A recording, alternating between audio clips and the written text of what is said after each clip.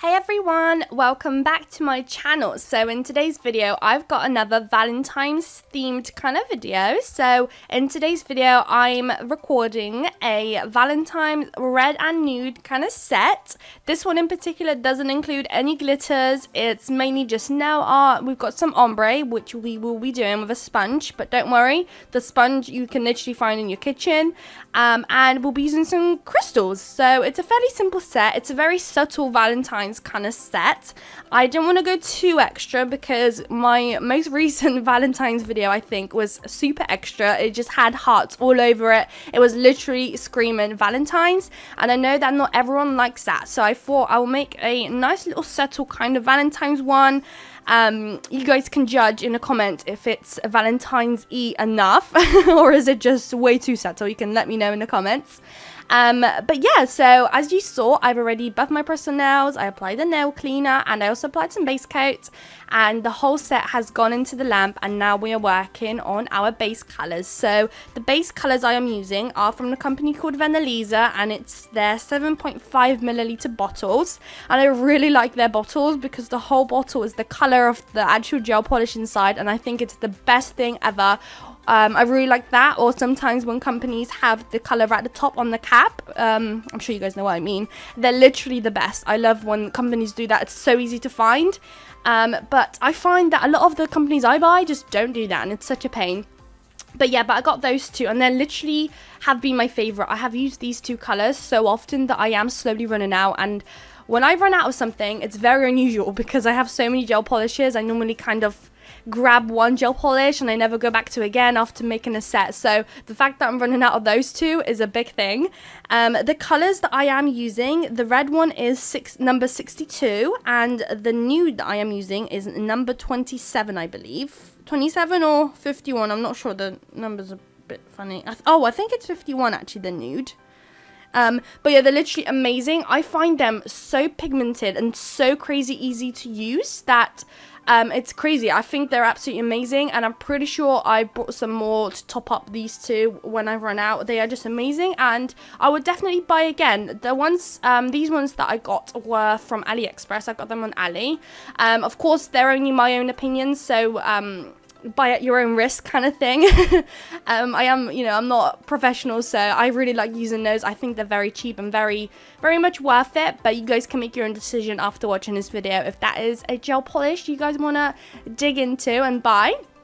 But going back to the video quickly, because I just ended up chatting too much, we are doing ombres on the thumb and the ring finger, and we are keeping the middle finger a nude, and the remainder of the two, which is the pinky and the index, we're going to do a red. So that's what we're doing when it comes to the base colors. So with the nude nails, I am using a kitchen sponge. I just chopped it up into small little pieces, and I've just put on the gel polish onto the sponge and just dab away on the nail. Right now it looks very bumpy, but trust me guys, when we top coat it, it will no longer be bumpy, which is amazing. Sometimes when there are big bubbles, I do use like a little tool to kind of pop them just to make my life easier in the long term kind of thing. I know that I had a lovely comment once suggesting to use those makeup sponges, those like triangle ones, or those cheaper kind of sponges, and I have not yet done that. I really want to. I'm just not sure whether I want to buy them on Amazon or if I want to go to a store and buy them. I don't know where I'd find them cheaper. So I will see. I haven't pretty much left my house in quite some time now, so next time I'm in town or anywhere, I will try and get my hands on some, because I am curious if it is much easier. But obviously with a kitchen sponge, everyone has that, so it's one of those things that is kind of universal and anyone can kind of grab. So I do like to do that sometimes on my channel. I have also kind of considered buying those airsoft machines, or whatever they are, those machines that kind of like spray out gel polish to do ombres, and I really want to try one, but at the same time I kind of want to make videos where anyone can recreate with their own little stuff in the kitchens. I know that not everyone has the specific glitters I'm using or crystals, but yeah, I don't know, I just feel like with the sponge anyone has it. So yeah, but I will give it a go eventually, and I will probably eventually buy the machine as well, but that would just kind of be just to a review on the channel, probably not much else other than that. But yeah, so going back to the video, I am now happy with my ombre. I did about 3 or 4 coats, and I am now applying some glossy top coat. This whole set will have a glossy top coat. So I applied some glossy top coat on there, and I'm sure, as you saw, when applying it, it became so much more smoother. And here I am showing you guys the crystals I'll be using, and they are AB crystals, and we are working on our pinky at the moment. So with the pinky, I decided to do 3 same size circular crystals, and I kind of decided to pop it on one side of the nail. In my case, it was on the right hand side, focused mainly at the bottom, but not so much in the middle, mainly to the right kind of thing. And then I tried to straighten it up off camera. Here it is, and that's kind of how I decided to leave that nail.